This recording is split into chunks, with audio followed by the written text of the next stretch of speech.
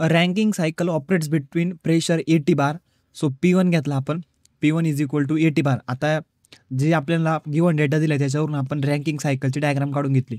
पहिले काय करायचे, जर या टाईपचं न्यूमेरिकल जर सॉल्व करायचं असेल ना, पहिले रँकिंग सायकल काय आहे, ती एक थेरॉटिकल सायकल आहे, पण ती कशी ऑपरेट होती, कोणत्या पॉईंटला काय होतं ते सगळं माहीत असणं गरजेचं आहे, तरच न्यूमेरिकल कळलं, नाही तर कळणार नाही. पहिले जाऊन रँकिंग सायकल काय आहे ते माहीत करून घ्या. मग P1 is equal to 80 bar, मग P1 is equal to P2, P4 is equal to 80 bar आणि 0.1 बार. So P2 is equal to P3 is equal to 0.1 bar and the maximum cycle temperature is 600 degrees Celsius. So T1 is equal to 600 degrees Celsius. And if the steam turbine and condensate pump efficiency 0.9 and 0.8. So efficiency of turbine is equal to 0.9 and efficiency of pump is 0.8. काय काढायला लावले आपल्याला, calculate specific work आणि thermal efficiency. आता जो given data दिला होता त्याच्यावरून आपण गिवन डाटा स्टेटमेंटवरून गिवन डाटा लिहून घेतला आणि स्टीम टेबल स्क्रीनवर दिला त्या व्हॅल्यू आपण नाही लिहून घेतल्या, त्या आपण पुढं डायरेक्ट न्यूमेरिकलमध्ये टाकू. तर पहिले चार्टमध्ये पण दिसतंय का इन्थाल्पी 1 आणि इन्थाल्पी 2 दोन्ही पण सेम आहे. मग S1 is equal to S2, या दोन्ही सेम आहे, त्याच्यामुळं आपल्याकडं S1ची व्हॅल्यू आहे पण S2ची नाही आहे. मग ती कशी काढायची, S2 is equal to SF2 plus X2 multiply by SFG2 आणि ह्या व्हॅल्यू कुठे आहे, इथं वर. त्या व्हॅल्यू आपण इन्थाल्पीच्या याच्यात टाकू म्हणजे S2 इन्थाल्पी भेटेल आपल्याला. मग SF2 0.6488 प्लस X2 म्हणूनच म्हणजे आपल्याला X2 काढायचं आहे, सॉरी X2, आणि SFG2 आहे 7.5006. ठीक आहे, आणि S1ची व्हॅल्यू आहेत आपल्याला. तर हा फॉर्म्युला थोडा आपण चेंज करून घेऊ. X इज इक्वल टू,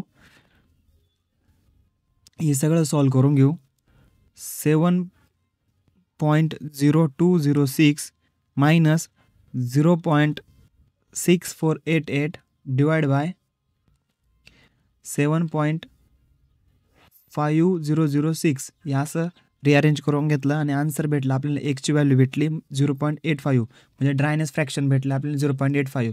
आता H2 काढायचं आपल्याला H2.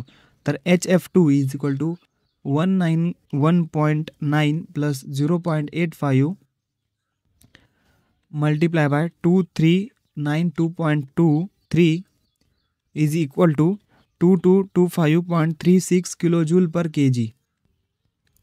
आता ॲक्च्युअल टर्बाईन वर्क, आता टर्बाईनची इफिशियन्सी किती आहे 0.9 मल्टिप्लाय बाय H1ची व्हॅल्यू 3642 मायनस H2ची आता काढली 2225.36 is equal to turbine efficiency किती येईल 1275 किलो जूल पर kg. आता नेक्स्ट पंप वर्कसाठी फॉर्म्युला आहे VF1 multiply by P2 minus P1 minus P2. तर P1 VF1 काढू, VF1 0.001103 multiply by 80 into 10⁵ minus 0.1 into 10⁵. Answer आपलं किलो जूल पर kg मिळावं म्हणून आपण याला bar to kilo joule per kg करून घेतलं आणि यांनी आन्सर या टर्म सॉल्व करून घेतली. आपल्याला आन्सर भेटेल पंप वर्कचं 8.072 किलो जूल पर kg. आणि ॲक्च्युअल पंप वर्क, तर ॲक्च्युअल पंप वर्कचा फॉर्म्युला आहे पंप वर्क. मग पंप वर्क किती आहे 8.072 डिवाइड बाय पंपची efficiency 0.8 is equal to actual pump work is 10.09 kilo joule per kg. त्याच्यानंतर स्पेसिफिक वर्कसाठी W नेट, त्याच्यासाठी फॉर्म्युला ॲक्च्युअल टर्बाईन वर्क आहे आपलं 1275 मायनस ॲक्च्युअल पंप वर्क 10.09. तर स्पेसिफिक वर्क भेटला आपल्याला 1264.91 किलो जूल पर kg. मग थर्मल इफिशियन्सी.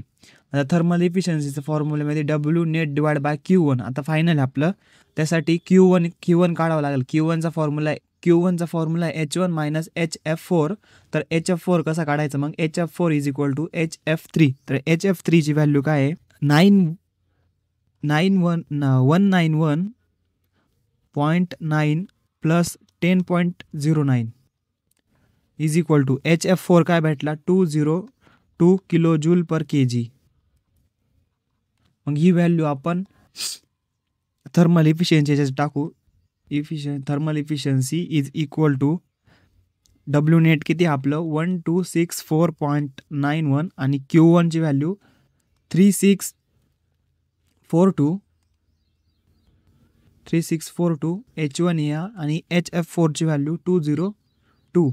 तर thermal efficiency is equal to 0.368 और 36.8%.